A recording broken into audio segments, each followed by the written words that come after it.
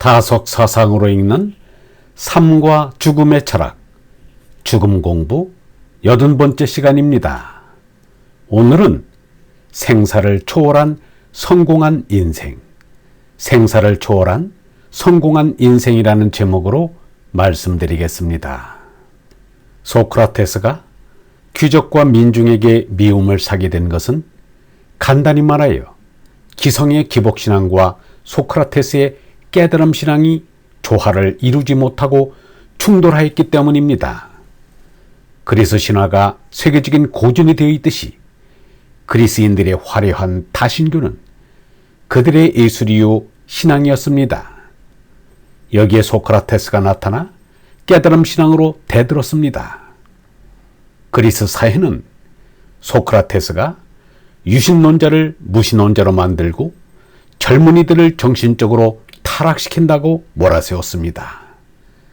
결국 소크라테스도 예수와 비슷한 처지에서 죽임을 당하였습니다.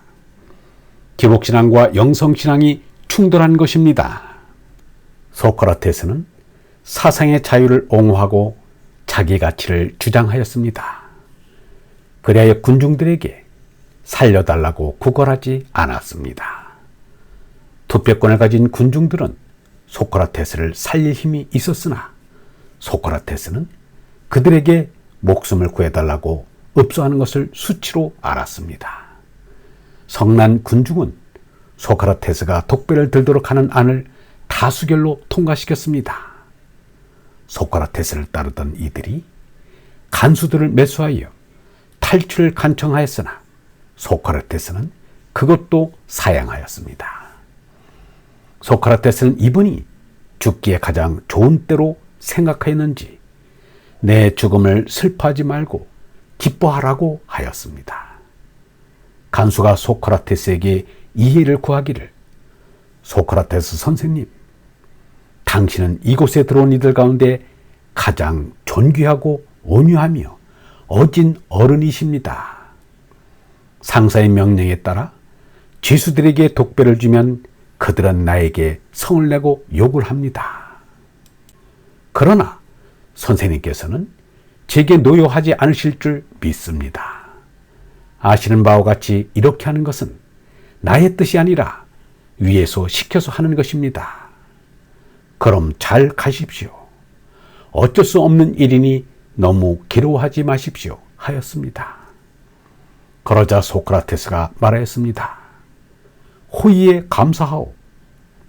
당신이 시키는 대로 따르겠소. 소크라테스는 어린 아이가 부모의 지시에 따르듯이 독배를 마시고 왔다 갔다 하다가 다리에 힘이 빠져 죽을 자리에 드러누웠습니다. 밖에서 보고 있던 제자들이 대성통곡을 하였습니다. 소크라테스가 조용히 나무랐습니다. 이게 무슨 일들이냐? 사람은 조용하게 죽어야 한다고 하지 않았더냐?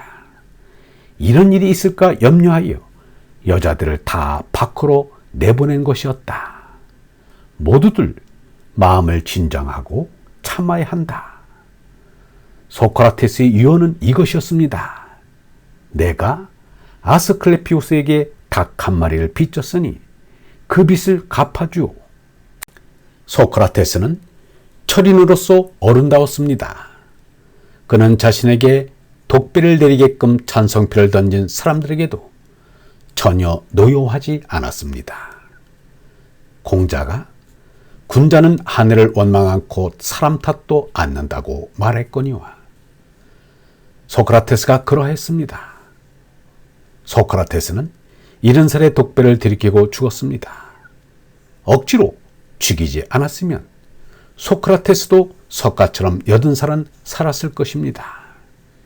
이미 생사의 진해를 초월한 이는 여러 사람들보다 오래 삽니다. 집착하는 일이 없기 때문입니다. 소크라테스가 죽음을 어떻게 생각했는지는 소크라테스의 변명에 잘 나타나 있습니다. 사실 죽음을 두려워하는 것은 여러분이 지혜가 없으면서 지혜가 있는 듯이 생각하는 일입니다. 그것은 모르면서도 안다고 생각하는 일입니다. 왜냐하면 죽음이 사람에게 가장 좋은 것인지 아닌지 아무도 모르면서 마치 그것이 가장 나쁜 것임을 잘 알고 있기나 한 것처럼 두려워하기 때문입니다.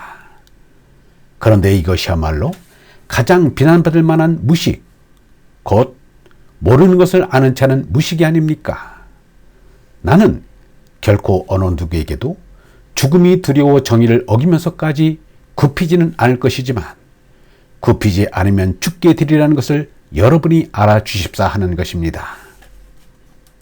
나는 이렇다는 인물이라고 생각되는 사람이 막상 재판을 받게 될 때는 여러분이 사형에만 처하지 않는다면 영영 죽지 않을 수 있는 것처럼 사형이라는 것이 무슨 큰일이나 되는 듯이 생각해서 망측하게 구는 것을 여러 번 보았습니다.